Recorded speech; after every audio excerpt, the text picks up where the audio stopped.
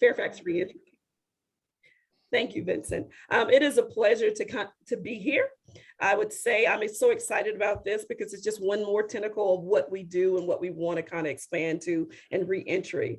I am Angela Tillman. I'm the Deputy Chief of Probation and Parole with Fairfax Probation and Parole Office and a member of the Reentry Council, and it's a privilege to be here.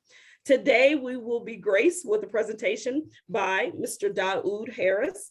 He is an Assistant Director with South County Probation and Parole with Fairfax County Juvenile and Domestic Relations Court, and Ms. Lauren Madigan. She is the Assistant Director for Supervised Release Services with Fairfax County Juvenile and Domestic Relations Court. And I want to say, first and foremost, these individuals have a wealth of knowledge, but more than anything, they availed themselves today to teach us a principle and offer us something. So I just want to say thank you in the beginning, Daoud and Lauren. It's going to be exciting to learn from you. So thank you.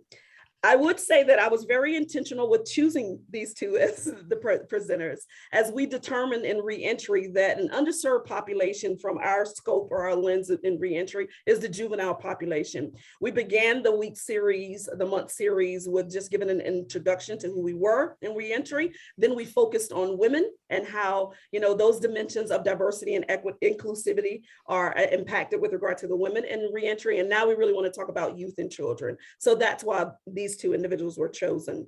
I'll give you a little bit of a background, not the wealth of the background. Lauren Madigan and Daoud Harris have both been in the Fairfax County Juvenile and Domestic Relations Court for 22 years. So that's about 44 years of experience that we're going to be hearing from right now.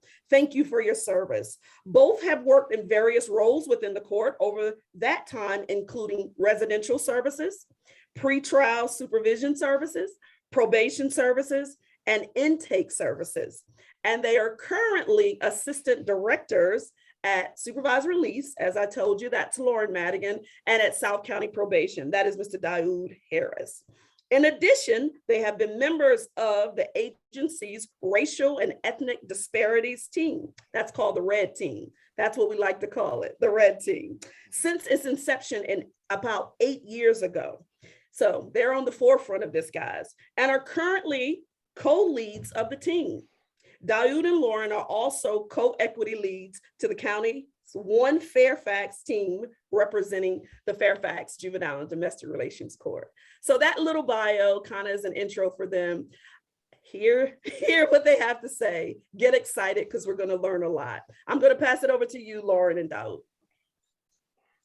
All right, thanks, Angela.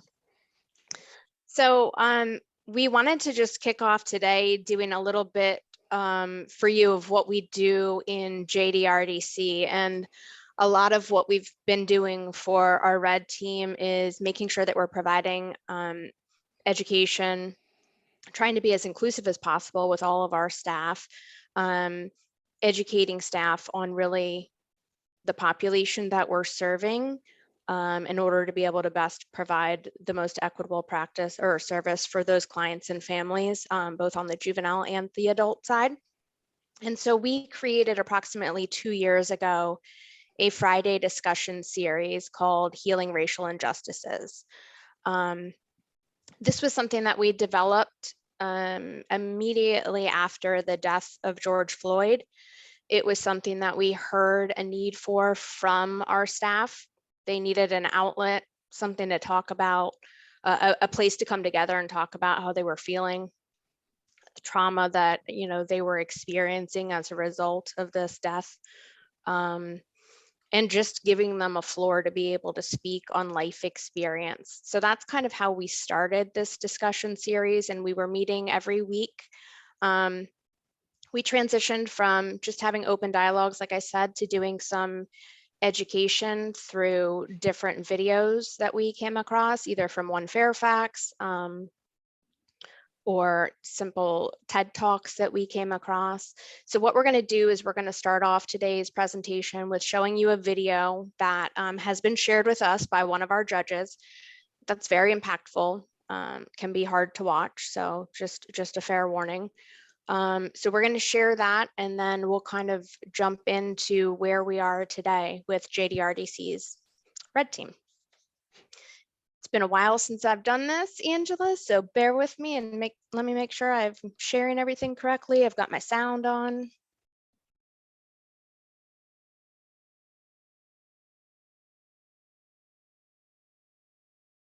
All right. Oops. Minimize all this. My apologies. And here we go.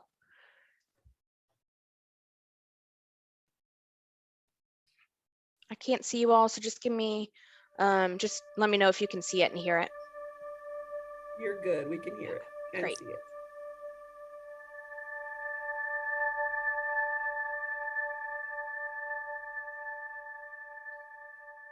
When you walk into a facility, all that you see is a sea of black and brown bodies. Racial injustice is evident, within these youth prisons. It's mostly African American males. It's obvious. It's hard to try to argue that it's not a racial justice issue. You see these two white staff all of a sudden just rushing into the room. All of us just standing there and watching, my friend who was African American, being beat down by the staff. I'm like, why'd you go and do that? And he's like, what do you care? He's like, at the end of the day, kid, you're only here to pay my paycheck. In that moment, I realized I was just seen as a dollar sign to this man.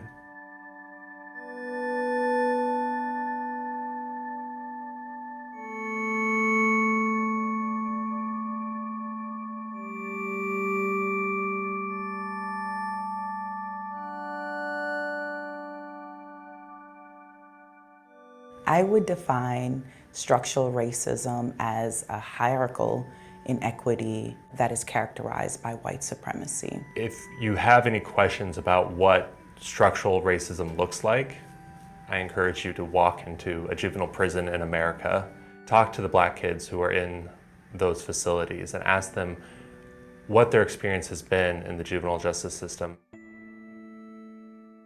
When the 13th Amendment abolished slavery, it actually kept an exception for people who were convicted of a criminal offense. And so the criminal justice system and the juvenile justice system became the new vehicle for controlling the lives of people of color. After the Civil War ended and we saw this influx of African Americans exercising what they deemed as their freedom, immediately we saw institutions go up, these youth prisons be built to house young Black African American males. Post-Emancipation Proclamation, unfortunately as a whole, as a country, we thought it was our opportunity to do away with racism. We thought that we'd gotten past that particular issue. And through sharecropping, through Jim Crow, through segregation, the drug epidemic, we find that, society, especially here in the US, we just reinvent that issue. It's almost like it was meant to be.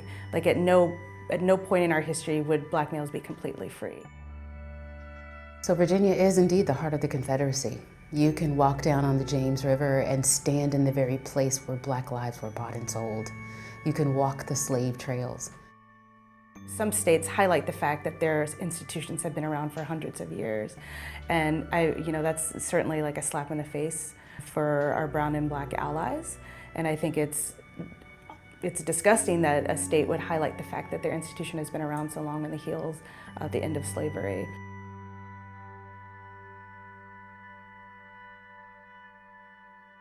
The Beaumont facility was built in 1890. And when they began incarcerating young people there, those young people had to work the land, much like slaves.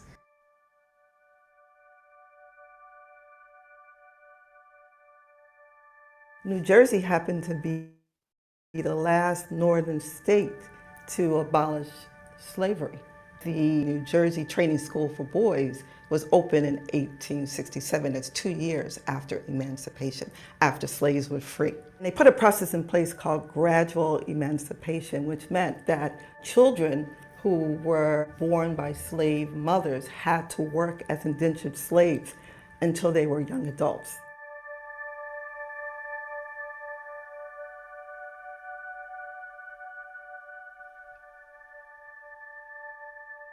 In Kansas, we're also the state of Brown versus Board of Education.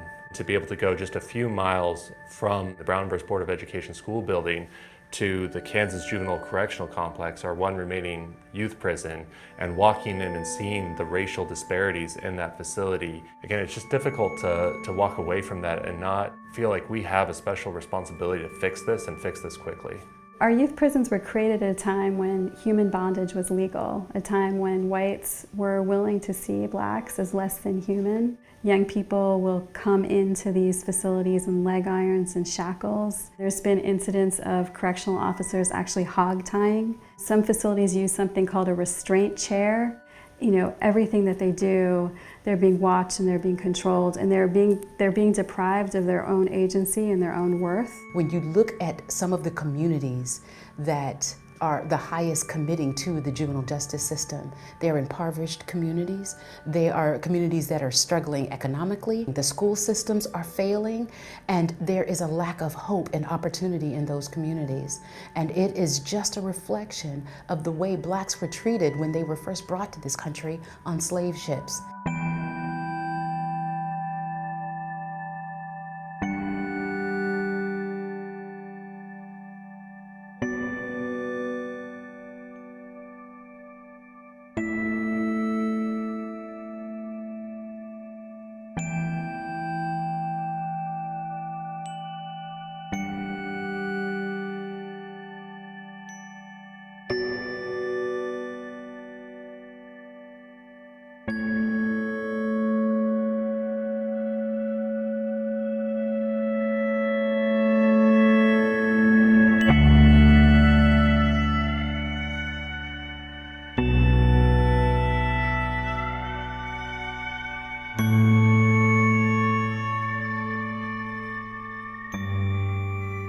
And so we have a system right now, one system of justice for white youth and for upper middle class youth, and then one system of justice for poor youth and youth of color. The kids know, I mean, they are aware that the color of their skin affects how they're going to be treated. I don't see people who look like me behind those bars. I don't know how you can say it isn't a racial justice issue. I feel like the movement is ripe. The time is now for this message to get out that this is no longer just a juvenile justice issue, but a racial justice issue. I see a sea of diverse faces who come to a place because you, like me, know that change, when it happens, it always happens from the ground up in our communities. My hope is that we can fight for a world where no young person is locked up, where young people have the opportunity to be their full self, where young people have the opportunity to live their destiny and to carry out their dreams. That's my hope.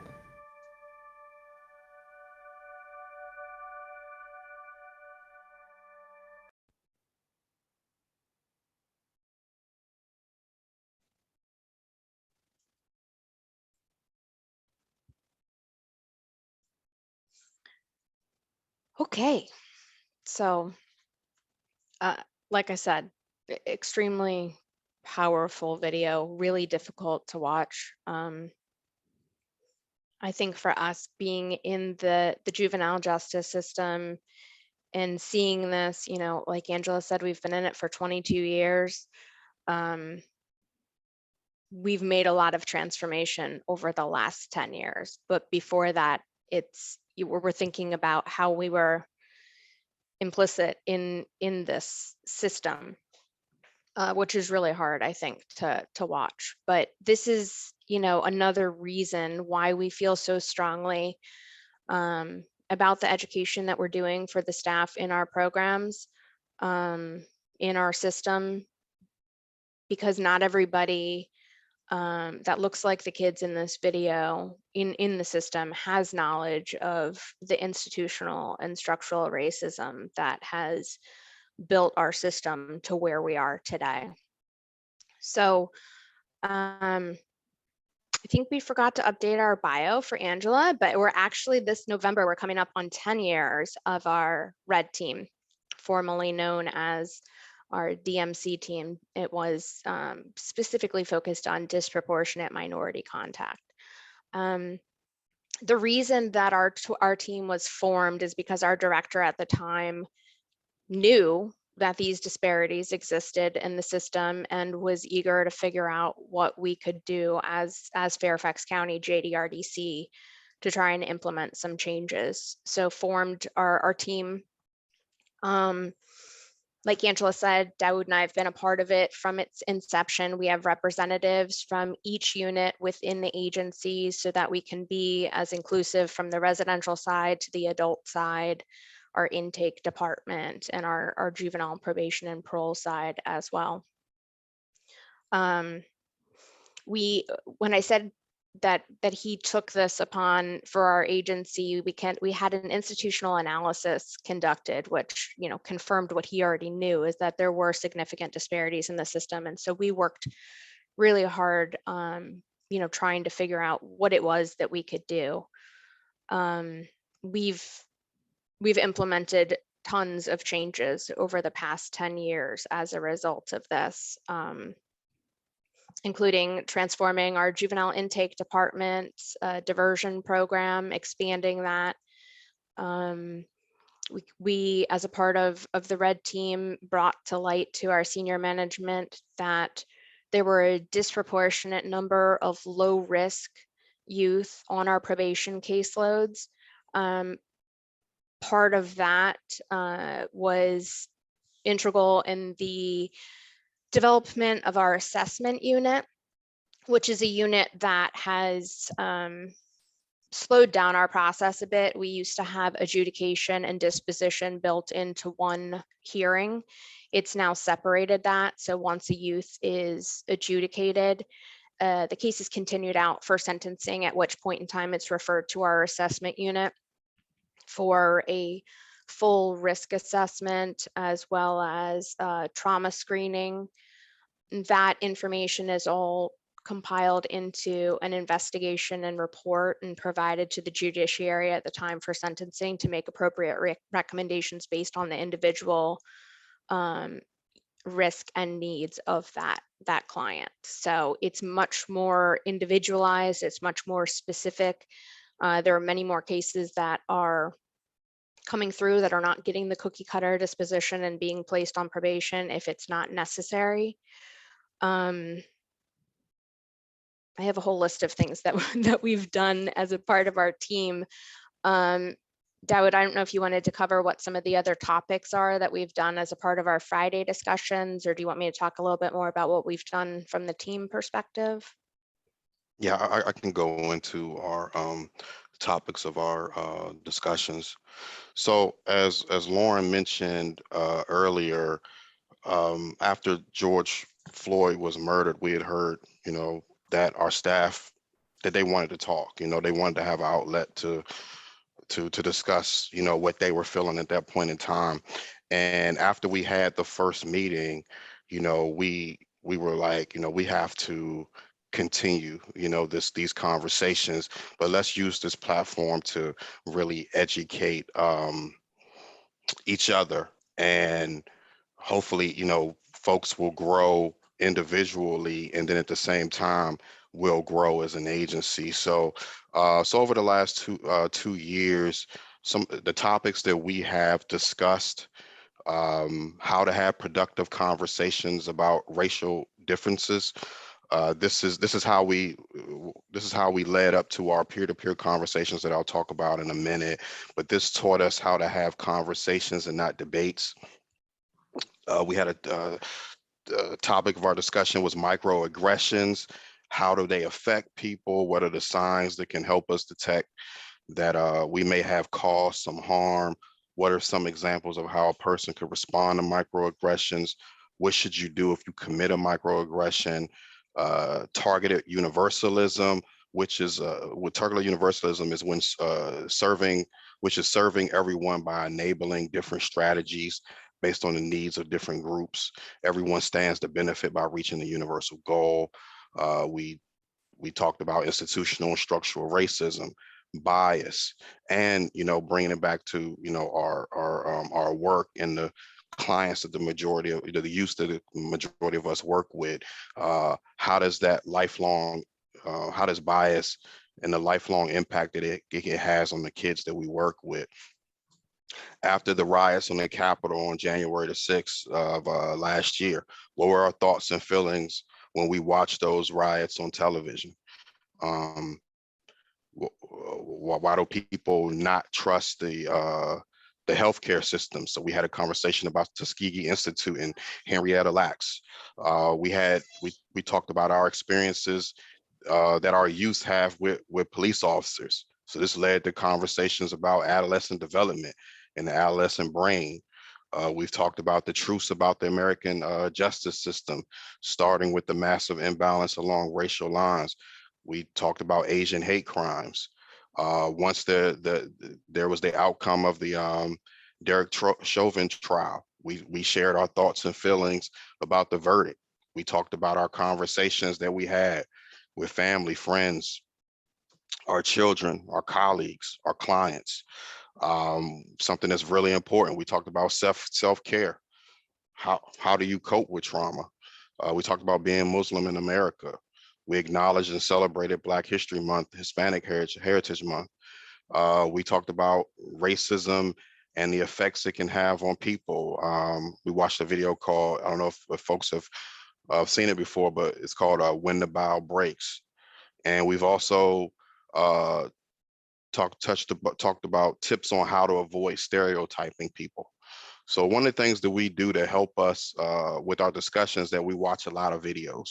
We try to have short videos like today. I think that video is about 7 or 8 minutes. We find that those videos really help us start the conversations. We've had a few guest speakers. We had one of our staff members, their mother, and actually we've had her come in twice. His mother came in, and then the second time his mother and his father came in. But they talked to us about their experience during the civil rights movement. How they trained for the sit-ins and what that experience was like. We also had a former JDRDC employee who now works with Fairfax County Police Department, and he was able to give us his experiences as a Black police officer, the trainings that the officers receive, as well as the type of calls that they may receive from the community regarding people of color. People have shared their negative experiences with police officers. I believe it was a shock to some who heard stories of how their colleagues were treated and the trauma that comes from that experience. When we had people who had negative experiences with police officers after they parked their car and they're about to walk into the courthouse, and so having a negative experience and then having to work, for the next 4, 6 hours, 8 hours or whatever, having police pull you over and having them searching your car. I think it was just very eye-opening for folks to see that these things could happen to anyone, and one thing that happened this past weekend, this doesn't involve police officers, but when you think about trauma, look at the incident that happened in Buffalo this past weekend. People being targeted just because they're Black. So these are some of the conversations that we talk about during our discussions. And then as far as our white staff, we ask them, what do they think about what has been discussed? What conversations are they having with their family, their friends, their colleagues? And then our conversations have led to us wanting to expand and develop different ways for our staff to interact with each other. So this led to a book club. We read the new Jim Crow, Mass Incarceration and the Age of Color Blindness. And then it morphed into a video club that we watched uncomfortable conversations with a Black man. We also did peer-to-peer conversations where we matched individuals up with within our agency with the goal of getting to know each other while at the same time having good conversations about race, injustices, and what's going on in our country. As far as our actual discussions, we always start our meetings with ground rules so that we can set the expectations of how we want the meetings to go. Because these are difficult conversations, we want to make sure that everyone is heard and respected. So Lauren does a great job. She sends an email out to everyone prior to the meeting, and we have a list of our ground rules there. And just in the introduction, I don't really go over a lot of the ground rules, but the one thing I do say is let's value everyone's thoughts. Let's create a safe environment where everyone is free to speak openly. And please mute yourself if you're not speaking, because we don't want people just we don't want it to be chaotic and everything. And then use the chat box as well, because some people don't feel comfortable to speak. They prefer to just put it in the chat box. So we always bring the topic back to the work that we do, especially for a lot of us that work with the juveniles. We ask, are you having conversations with the youth in the residential programs? We have the female and male residential programs. We have the detention center. Are your clients asking you questions? That's our residential staff, our probation staff. If so, how are you answering the questions? Remember, for us, with our clients, we want them to leave us in a better place than they came. So these topics are important to have. It's good to have these conversations with them. During our conversations, people have shared that as they've participated in our discussions, and their minds are more open to things that may be new to them, and they've had falling out with their friends and family members after they discuss certain topics with them, because their loved ones may not have been as open that they are once they've been exposed to our conversation. So that's just everything that we've done over the last 2 years. There's a lot, but we're really proud of the work that we've done up until this point, and we're gonna now we at one point we were meeting, I think, was it once a week, Lauren? And we cut it down to once a month now. And actually on this Friday, we're going to be showing the video that we showed you guys. So we will be showing that on Friday. And typically what we do is we'll have a few questions, but we'll show it, and then we'll ask, what are your initial thoughts? This is going to be an interesting topic here, because we have a juvenile detention center, and so, some people may have, certain feelings about, how things were portrayed in that video, but that's the reality of the situation. So. Just one other thing that I wanted to add too, before we kind of open it up to you all for any questions on some of the things that we're doing. But again, with the support of our administration, our team developed a training, a 2-day training called Promoting Equitable Practices. And this was made to be a mandatory training for all JDRDC staff. Within the first 3 years, I think 2 years that we had it out there, we trained 92% of the agency, which is a pretty large portion, considering that we do have staff that work 24/7 in some of these residential units in our intake department. So that was really integral to us as well. It was a very brief but important overview of the things that we've talked about already: structural and institutionalized racism, targeted universalism, implicit bias, racism, internalized racism, just covering all kinds of topics and being a very open, safe space for people to be able to have dialogues that they haven't necessarily had with other people that don't look like them. So that's one of the other things that we're really proud of. Awesome. Lauren and Daoud, awesome overview as to what Fairfax County JDRC, Juvenile Domestic Relations Court, is doing. I really want to let the viewers or the participants know today that whenever I offered or asked Daoud and Lauren, hey, I really want you to talk about this, Lauren said to me, and I'll quote, she said, hey, Angela, I really don't think we're in a position to speak on, the dimensions of diversity and inclusion as it relates to reentry coming from this vein. And I pushed back, I opposed. I said, you absolutely do. Because I think what I want the group to know, or the participants to know, is that Fairfax County JDRC, Juvenile and Domestic Relations Court, is committed to having these conversations during the work. And Daoud, you said it during your snippet of a presentation. You want to bring the conversation, the education, back to the work we do. And that was kind of my disclaimer or my precursor, because all of these things that you're doing and getting 92%, participation and cooperation, that's critical, because we're working with a population that is very evident in Fairfax County, some that are encountering this justice system we know as the juvenile justice system. Can you, either you, speak a little bit to what you've seen your work, how you've seen your work impact the work with the juvenile population or the youth population as it relates to reentry or community or understanding, whatever facet you want to talk from.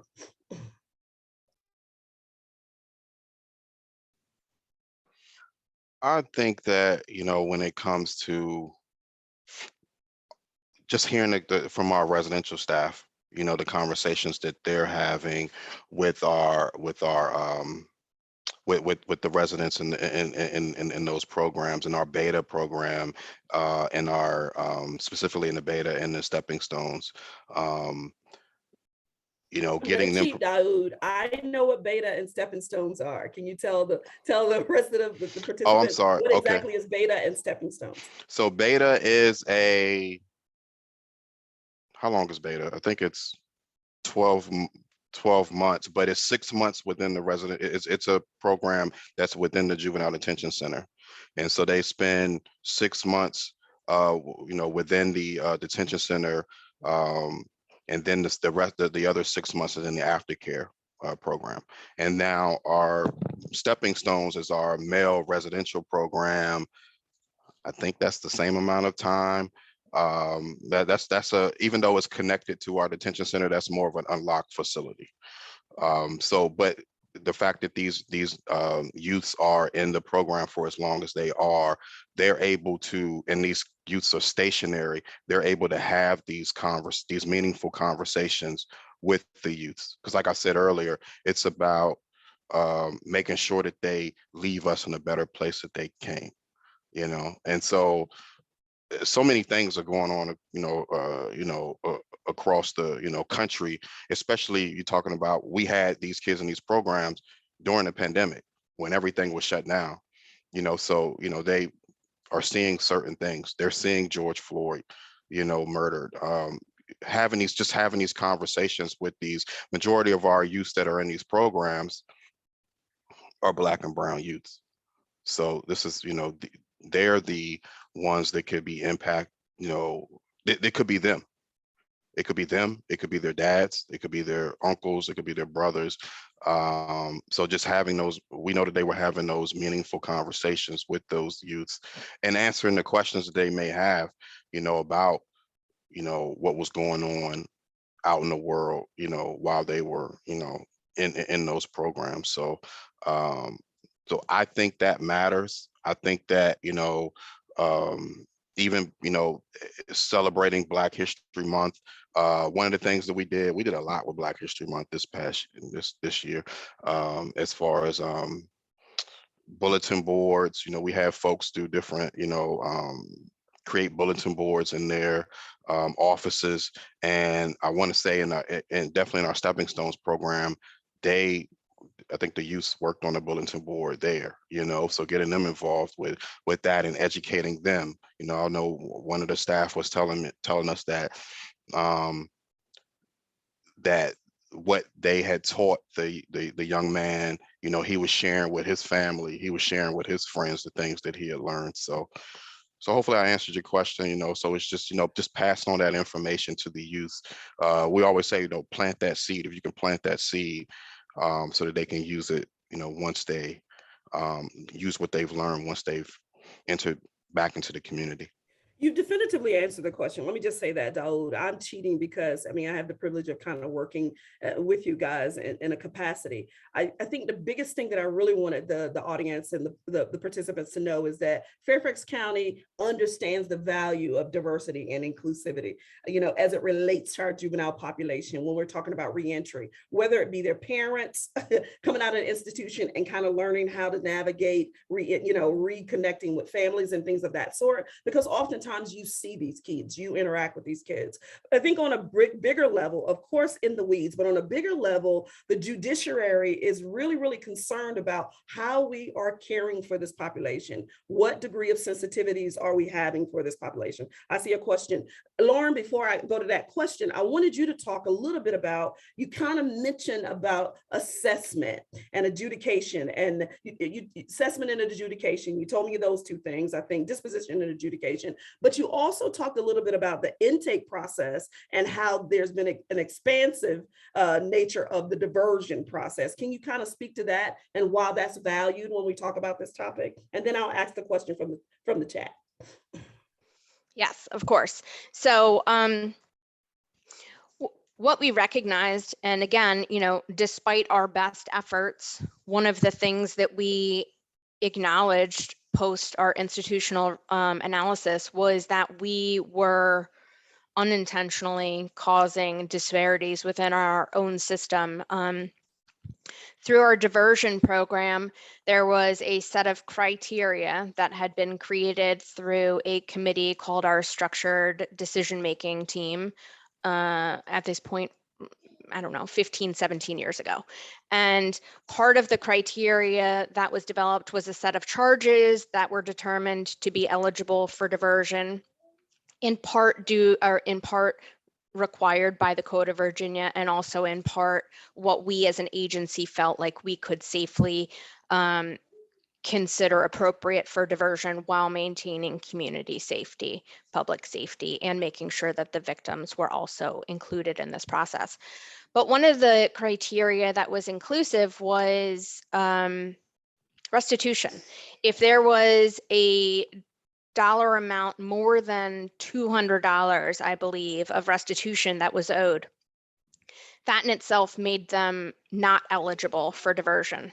So what we learned, and may sound like common sense now to most of us, is that not everybody had, the ability to pay $200-300 in a 90-day period of time, which was the amount of time that is dictated for diversion. So if the offense was resulted in destruction or damage, that restitution was owed in the amount more than that, they were automatically going to court.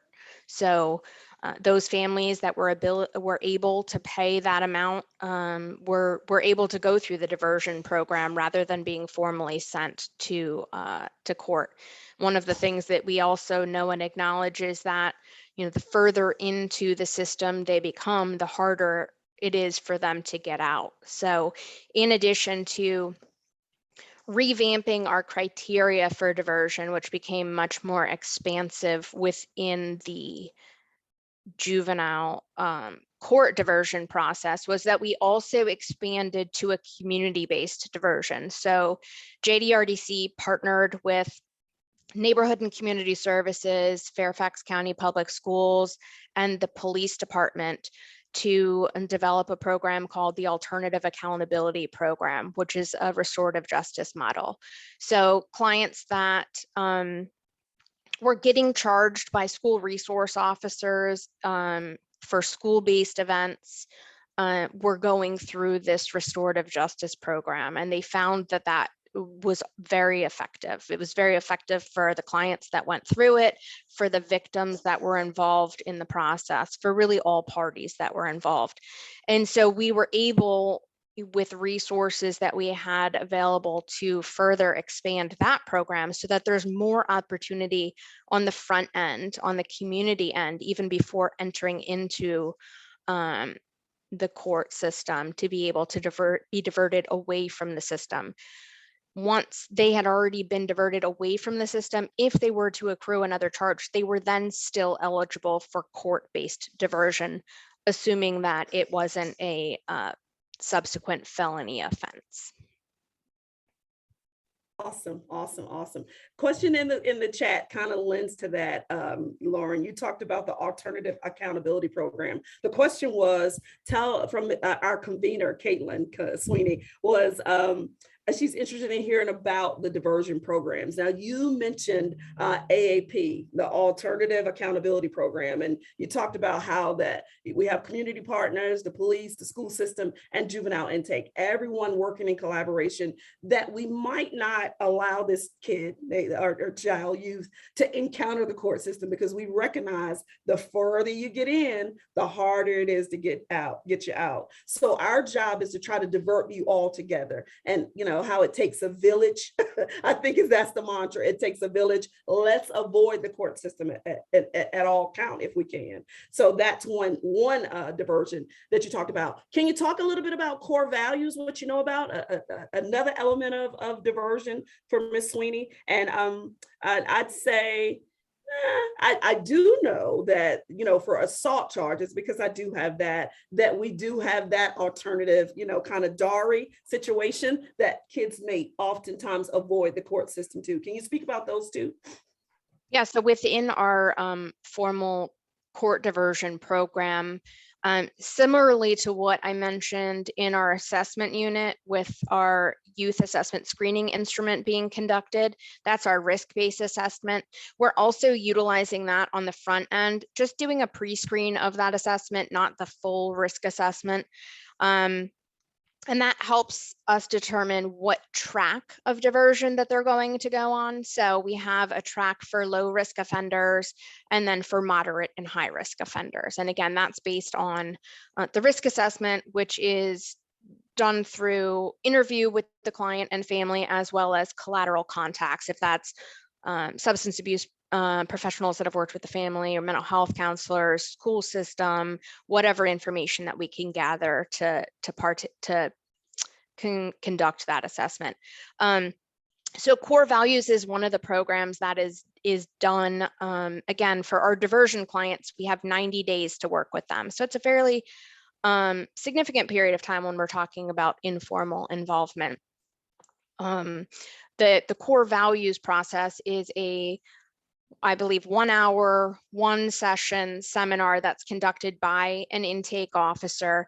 That's actually, it was a piece of our victim impact training. So it was taken out of that victim impact training, and it really talks to the youth about a value system, you know, things that they may not, may or may not have necessarily in their lives, talking to them about how the offense that they may have committed has impacted others, whether it be the victim directly, owner of a property, or the impact that it does have on their family as well. And then the next level up from the core values program is a diversion hearing. And we have a diversion hearing officer that conducts these informal diversion hearings, which they're mock court hearings, if you will. A petitioner is invited to be present, so often there's a police officer. The victim is also invited to participate in that process if they choose, and then it's the youth and their family talking about the offense, what brought them there, and then they're given a not necessarily a sanction, but something to do within that next 90-day period of time. One of the things that's been incorporated into that process is another evidence-based intervention that we've recently, I say recently, over the last 5 years been trained on. I don't know if you all use it, but the EPICS model. So that's something that our diversion officer will utilize as well for some of those more moderate or high risk clients that are coming through intake. She can also connect them to community services, whether it's mental health or substance abuse counseling, whatever it is that's deemed to be appropriate. Because again, our goal is rehabilitation, right? We're not trying to be as punitive as possible, but what services, what pro-social processes can we put in place, connect them to, so that they don't end up further into our system. Awesome, awesome. Thank you so much, Lauren. Questions are still coming. I think that's important because I think it always points us back to that we're really invested in getting a level of understanding about there is a need. This is a unique population, an underserved population, so we have to be sensitive to their needs. So when you have all these diversion opportunities, that's kind of exciting. Daoud, I'll ask you this question. It's come from Caitlin. It's kind of a numbers question if you can answer. Her question was, how many youth are on supervision at present, and how many youth are in residential settings, roughly? I know that number fluctuates pretty often because of shelter care, but right now, roughly how many youth are in residential settings, and how many are on supervision throughout the county? Our numbers are, just add that because of the pandemic, our numbers were at like a historic low. We started to get a little uptick in the last few months as because our court docket was backed up, but they were able to, it took several months, but they were able to get everything caught up. So a lot of cases that were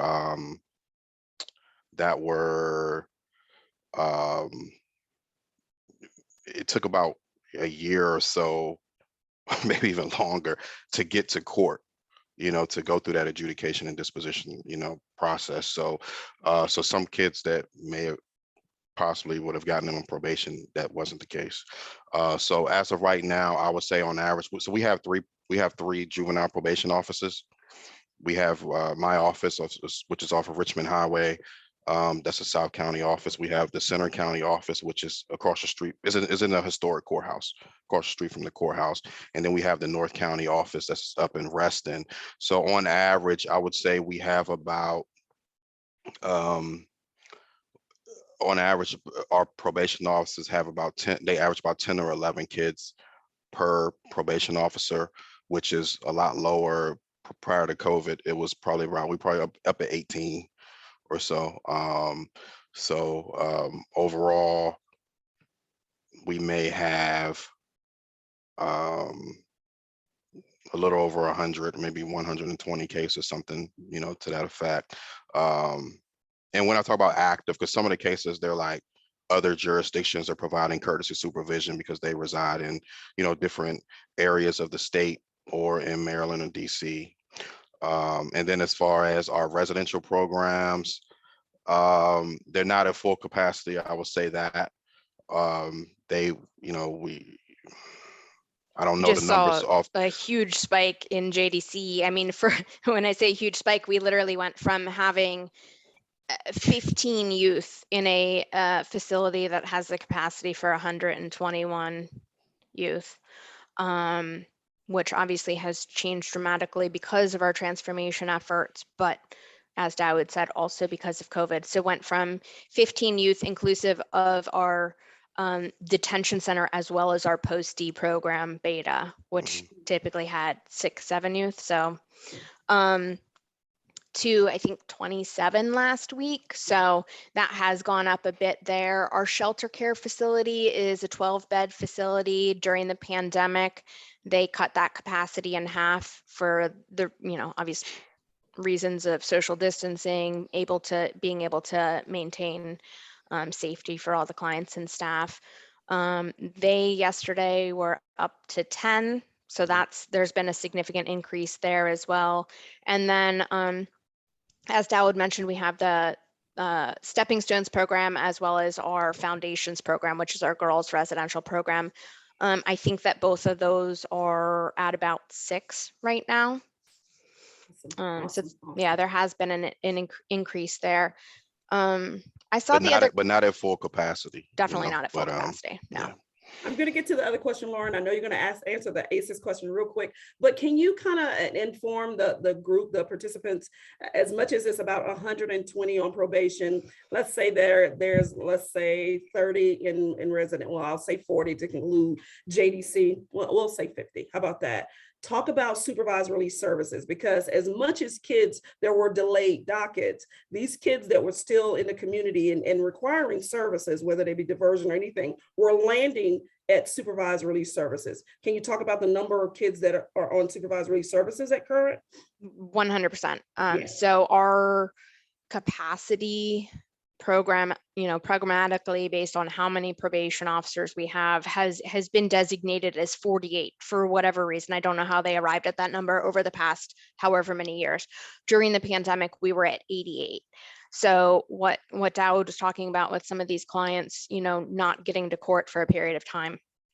I still have a young man that's pending adjudication for, very significant felony offenses, armed robbery offenses that he's been out in the community for 2 years on and off of electronic monitoring. So as Dawood said, our judiciary has worked its way through the backlog of a lot of those cases. And we are now down at 38, I think. So we're now well below capacity and well below the numbers that we were at during the peak of the pandemic. But it really was, we did the best that we could, but it was a disservice to the clients and their families just being on a pre-adjudicatory program in the community, that just the stress and anxiety alone of awaiting what is going to happen was huge for those youth.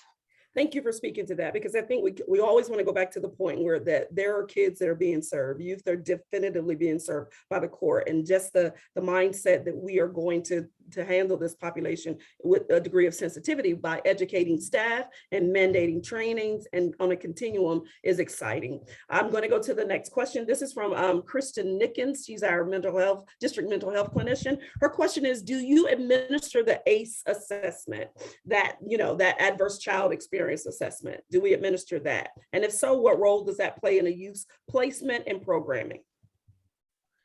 We did use the ACE screening. We have since transitioned to the stress, and unfortunately, I don't know what stress stands for. Dawood, I have it. It's structured. I've had to pull it up. It's structured trauma-related experiences and symptom screener. So that is another assessment to determine whether or not it's likely that the youth has PTSD. It is conducted or given during the assessment process when the youth goes through our assessment unit. And so those things are definitely written up into the investigation and report and considered into recommendations with regard to the rehabilitative piece and considering trauma. We are considered to be a trauma-informed agency along with our RED initiative. We have a trauma team, and then family engagement is another one of our major initiatives that we have. And of course, all of these initiatives overlap. Excellent. One more question. This is from Carlin Freilich. Is there any kind of specialty supervision for youth on the autism spectrum or with intellectual or learning disabilities? Unfortunately, there's not. We work with youth with where they are. A lot of times, we're working with service providers if they're working with private providers in the community, or we work closely with the school systems. So we are seeing these clients, obviously it's more and more prevalent that people are being assessed to have some sort of diagnosis on the spectrum. Yeah. So unfortunately, Lauren, we don't. Can I ask you this, because I get to work a little bit with juvenile intake? Is there an expectation at the intake level, kind of as the gatekeepers, that we have a great deal of autonomy if that kid is ever, or that youth that may be on the spectrum or have a learning disability or intellectual disability? We have a myriad of options that we can divert. We can refer out to potentially CSB, or we can divert juvenile intake, and that's where the sensitivity is with regard to the brain development and things of that sort, has a lot of autonomy to say, hey, this is not a kid that we necessarily want to enter into the court system because we may do more harm. So I know we probably don't have anything formative, but at the intake level, since you were an assistant director over there, intake officers have great discretion in that regard. Would you say that? I would, yeah. Certainly something that's considered, also factored into the code is that, we want to make sure that, if a child can be treated, or their issues can be addressed through other agencies within the community, we do have the ability to refer them out if they are diversion eligible. And that's why we have those family resource meetings, Angela, within the community, and we work with our partners and with the school system, with CSB, DFS, to sit down as a team and figure out what are the best services, that are available to help those clients. Thank you so much, Daoud. I think that factors into what you guys do, and that, one Fairfax, and just trying to be sensitive. Of course, we talked about, the disproportionate minority contact of brown and Black people, but this is, the diversity is distinctive, you know what I mean? So we try to address that population as well, as well as girls and things of that sort, with Girls Circle and things of that sort. So I just really wanted to highlight that there may not be anything formative, but it's what you said, Daoud. That's why we have these collaborative meetings to say, if we cannot, we do not want to further traumatize a child that may be on the spectrum or have an intellectual disability, that Fairfax County JNDRC is committed to doing just that, to diverting if we can. Can I add something, Angela, as well? Sure. One thing I would say on the probation side, and I would say from my office, but I know that we preach this, to all of our probation officers, is try to turn over every rock as far as services, working with CSA, for our youth that are eligible, for services, having those family resource, FRM meetings to figure out what services are available. It goes back to what I said earlier. I said it twice probably. We want to make sure that they leave us in a better place than they came. Now, how can we do that? We need to put the appropriate services in place for our parole kids who, and for our guys who are youths who are a little bit older, over the age of 18, who are not eligible for CSA funds, utilizing those EBA state funds, or connecting with our adult probation officers and community corrections to find out what services they utilize with their clients, but it's always trying to do everything we can to put the appropriate services in place to help the clients. Awesome.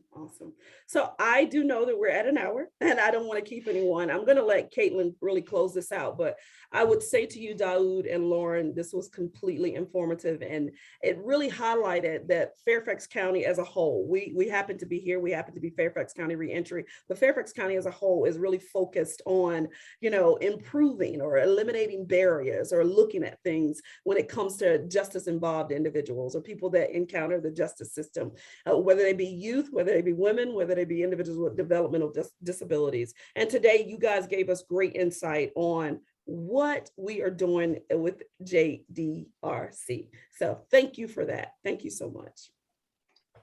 You're welcome. Caitlin, I'm going to turn it over to you.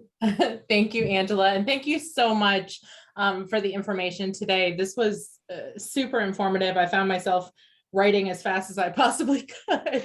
So thank you so much. And especially, I really enjoyed the powerful video at the beginning. I really think that ought to be required watching for just about everybody. So thank you so much. Thank you to Angela for leading us today as well. Thank you all for attending. And if you have any questions or would like to join our Reentry Council email distribution list, please just send me an email. And thank you all for your time today. Thank you all. And thank you, Angela, for thinking of us. Always, always. I won't ever stop. Thank you. Super job. Thank you for being so informative. Great presentation. Thank you. Thanks, Awesome. guys. Thank Have you. a great Have day. a great day. You too. Bye. Take care.